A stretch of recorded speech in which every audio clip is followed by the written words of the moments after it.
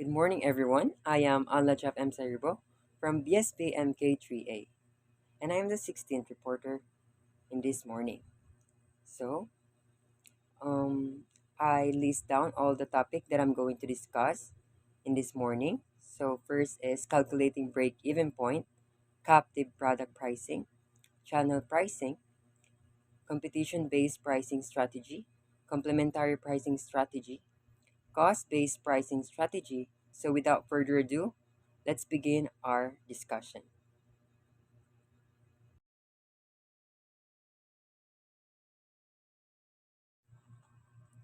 So let's start in break-even point, calculating break-even point.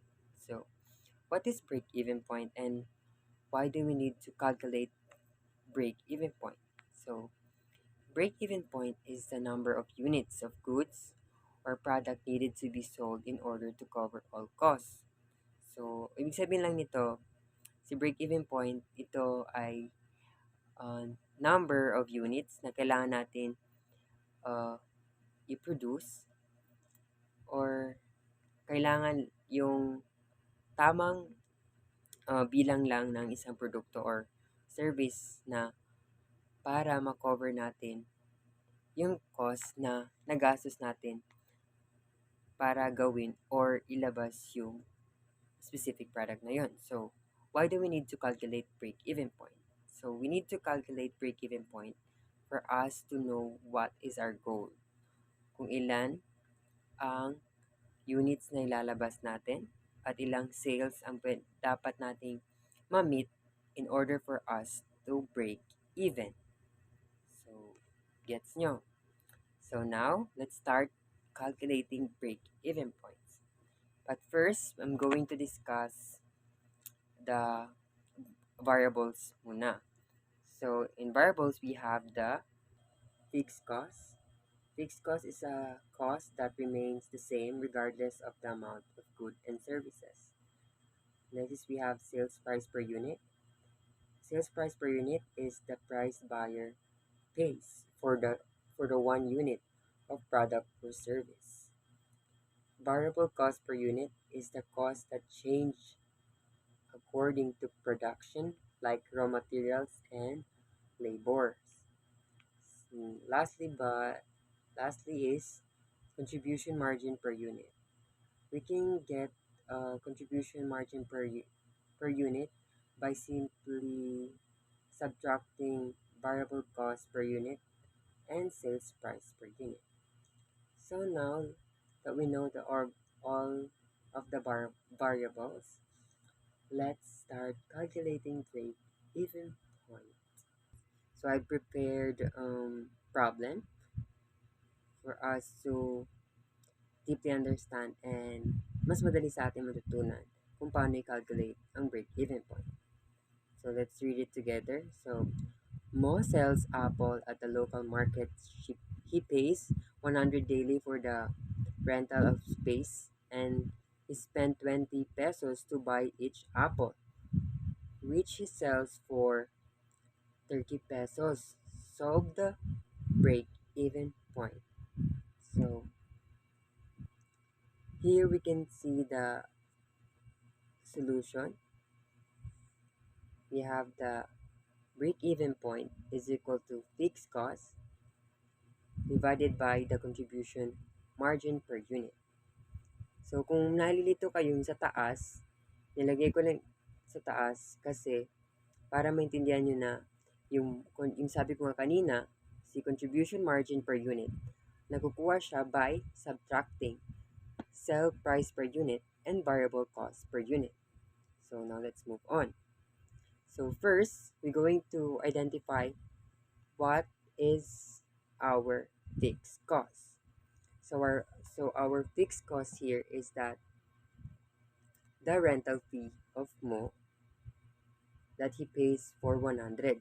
So ilalagay natin is 100 pesos dun sa fixed cost. So break-even point is equal to 100 our fixed cost, and by getting the contribution margin per unit, we just need to subtract the selling price per unit and the variable cost per unit. So, ano yung variable selling price per unit natin? Ang selling price per unit natin dito is 30 pesos kasi yun yung binigay na price ni mo sa product niya para ibenta sa customer. And we have 20 pesos para sa variable cost per unit, yung raw materials na ginamit na, which is the apple. So now, 20 minus 30. So we're going to have 10. So now, let's put 10. So break-even point is equal to 100 divided by 10. So we're going to have 10. So we have 10 units. So Mo has to sell 10 apples for him to break even. Gets nyo? So that's why we need to calculate break-even point to identify kung ilan ang ilalabas nating product at ilan yung magiging or ilan yung goal natin para makover yung lahat ng cost na nagamit natin. Actually, this kind of strategy, we use it sa mga bagong labas na product or bagong ilalabas pa na product so that we can identify kung effective ba yung product or marami bang bibili dun sa product na yun. So, in order for us to identify kung effective siya, we need to break even para walang mawawala sa atin. At the same time, matetest pa natin kung yung product na ginawa natin is effective siya or patok siya sa masa. So now that we know how to solve break-even point or calculating break-even point, let's move on to our next topic. Next topic is captive product pricing. So captive product pricing is a pricing strategy where company sells main product at a low price or at a competitive rate but charges a higher price for essential consumable accessory that we called captive product that needed to use the main product. So, the captive product pricing is a strategy used by the company to sell their main product at a low price, but they charges higher price to the accessories that needed to use by the main product. So, example nito is yung we have the printer, also the espresso maker if you know that. So sa kuha na lang tayo, sa printer na lang tayo para mas madali. So the company sells the printer mismo, the printer itself. So basically we can get printer the low cost like mga 3,000 or minsan mga 10K. But hindi natin napapansin na mas mahal yung nababayaran natin sa mga accessories na kailangan natin para magamit, hindi ma-useless yung printer. So, ano ba yung kailangan? What are the captive product ni printer? So, ano? Any wild guesses? Tama. We have the ink and ano pa? The paper. So, at this point, yung paper and the ink is kailangan natin siyang bayaran kapag naubos yung stock natin. We need to refill. So, hindi to matatapos hanggat hindi nasisira or nagma-malfunction yung printer nyo. So, nakamura ka nga sa printer, hindi mo na siya nababayaran pa, but contagious pa rin yung paggamit mo ng ink and the paper. So, magkano ba ang ink? Mas mahal nga ang ink, di ba? Pag kahit ganun lang kalit ang mahal niya. So, ginagamit si captive, captive product pricing para sa mga ganong product. So that, hindi naman sila malulugi. Kasi, dun sila bumabawi sa captive product nila. So, forever natin siya gagamitin yung captive product nila. Kasi pag hindi natin binili, they leave us no choice. Kasi pag hindi natin binili, yung captive product, hindi natin magagamit yung printer. So, that is captive product pricing strategy. So, sana natutunan nyo or naintindihan nyo. So, next is channel pricing. So, si channel pricing, it is use of the distribution channel as a factor in pricing. So, anong distribution channel? Bakit ito nagbe-base si channel pricing? So, si distribution channel is a network of business and intermediaries that move product or as services from the manufacturer to the consumer. So, ang example ni distribution channel is the wholesalers, resellers, the online shop. So, this channel pricing or this strategy is very relevant, timely uh, in our days because we have online shop that includes Shopee, Lazada, and Temu, and etc. So, napapansin nyo, uh, sa online shop, mas mababa yung price ng isang product na, for example, you want to buy a specific phone in a branded phone. So, mapapansin mo na iba yung price sa online shop and iba rin yung price sa mga wholesaler. Like for example, bibili ka sa mall, wala ka masyadong nakukuhang um, vouchers. That's why mataas pa rin yung price ng product na bibilin mo. Unlike sa online shop, ang layo ng pagitan ng price niya compare sa bibili mo sa mga resellers. So, ganun si channel pricing. Nagbe-base siya sa kung ano yung distribution channel na mapupuntan or bibilihan mo. Doon lang siya nagbabase sa uh, mga resellers at pati mga wholesalers. Doon nag iiba yung mga prices na ino-offer niya sa mga um, customer niya or sa audience niya. So, let's move on to our next topic, which is the competition-based pricing strategy. So, competition-based pricing strategy considers the price of the competitors' products to set the price of their product.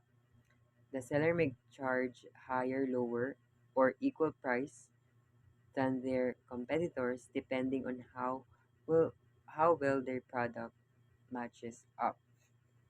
So, in this kind of pricing strategy, we focus more on the price and also the product. So, why do we need to focus on the price and the product? Pwede naman tayo, di ba, mag-focus sa price. Kung saan mataas ang price niya, babaanin natin yung sa atin. So, hindi po ganun. Si competition-based price strategy, not only nagpo-focus siya sa price, but also sa product. So, in this pricing strategy, we need to study their product ng competitors natin. Like for example, their packaging.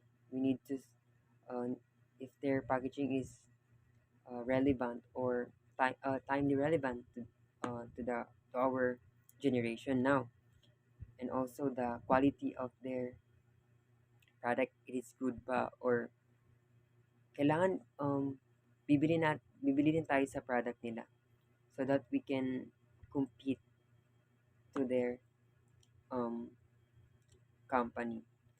So in that way, we cannot only just bababaan lang yung price natin bigla, but we can more be competitive. So kung mapansin natin na hindi maganda yung uh, packaging nila, palitan natin yung packaging natin. Gawin natin mas maganda or mas classy, mas premium yung mukha niya, so that kahit mababa ang price ng product mo, marami din bibili. And also yung quality ng product na ibebenta mo is alam nila na same dun sa product ng kalaban or your competitors, mas bibili sila sa iyo kasi maganda na yung packaging, the ingredients or the quality is same din pala. So saan pa sila pupunta? E di sa iyo. So that's why in competition-based pricing strategy, hindi lang tayo nagbe-base sa prices ng mga kalaban natin. We need to also consider their products and also their marketing. Kailangan matalo din natin sila sa marketing. So, let's proceed to our next topic. I hope you understand this. So, our next topic is complementary pricing strategy. A complementary pricing strategy is a pricing approach where company sets price for products that are related or typically used together, encouraging customers to purchase multiple items to enhance the overall experience. So, this strategy, the company sells complementary products or yung nagko-complement to each other na uh, pwede mo siyang gamitin separately, but when you use them both, you can enhance the overall experience na uh, dun sa specific product. For example, we have phones. So our phones, we can use our phone by itself, but but if we buy earphones, it will enhance the music, the whole music experience, diba? So also we can also the Wi-Fi, also a complementary product. Si Wi-Fi, yan sila. You can use Wi-Fi separately. Hindi mo kailangan ng phone para gamitin siya. You can use another devices, right? So that is complementary pricing strategy. So kung makikita nyo dyan, nasabi dyan sa nakasulat dyan sa PPT, each product can be used independently, but when used together, they provide additional value. Yun yung sinasabi ko. Pag you can use your phone separately, pwede mo siyang gamitin kahit ano, but when you use like your SIM, complementary din yun. SIM, Wi-Fi, headphone, headset, etc. It will enhance the overall experience na pwede mo pang experience sa cellphone mo, sa device mo. So, that's how it works. That is complementary pricing strategy. Kung itatanong nyo kung ano yung pinagkaiba ng complementary pricing strategy and captive product pricing strategy, is that sa captive product pricing, you cannot use the main product separately. Hindi mo siya nagagamit. Like printer, hindi mo siya magagamit without the ink, without the paper. Unlike sa complementary, all their product can be used separately. Like the earphones, pwede mo siya gamitin sa ibang device. Phone, pwede mo siya gamitin by itself. Pwede kang maglaro, pwede kang mag-text. Sa Wi-Fi, pwede mo kang mag-connect, yung i-connect yung other devices mo. And also SIM, pwede mo siyang isaksak sa iba na device. If you don't have question, let's move on to another topic. So our next topic is cost-based pricing strategy. Cost-based pricing strategy is applicable when it comes to calculating the selling price since only has a single product. So, si cost-based pricing strategy is ginagamit siya pag isang product lang or ang binibenta mo. So, actually this is the basic um, uh, pricing strategy that we can use, or maybe you're already using it kasi most of this kind of strategy is ginagamit sa mga, like for example, yung mga binibentang pagkain, like binibenta yung munchkin, like ano pa ba, pastillas, whatsoever. So, in this kind of pricing, kinakalculate yung cost para malaman kung ano yung selling price na ibibigay natin sa mga customer natin. So, we have also solution in this uh, strategy. So, let's check it. So, now we're in the formula na sa solving. So, and the example, as we can see, ginamit nila is palitaw. So, as you can see the table, we have all the costs na sa paggawa ng palitaw. So, it's simply by uh, adding all of these costs. So, on the solution, we have production cost plus markup unit cost plus minus unit cost divided by palitaw pieces. So, nakalagay dyan, let's assume that the palitaw pieces is a total of 100. 100 lang nagawa niya. Assuming na 100 lang nagawa niya. So, our production cost is 444. Yun lahat yung nagastos niya sa paggawa ng palitaw. So, our markup is 100%. So, ito na. 445 plus yung nagastos niya. Yung markup natin ng 445 din, 100%, minus 800, 800 ay is equal to 890. Tapos, i-divide natin yung 890 sa 100. So, we have 8.9 or 9 pesos. So, ito na yung selling price natin sa palitaw. So, in order for her to get his revenue, she needs to sell the palitaw at the 9 pesos. Or pwede niya pang taasan. Depende lang yun sa kanya. So, that is cost-based pricing strategy. And that concludes my report. And thank you for listening. And I hope you learn and understand our discussion.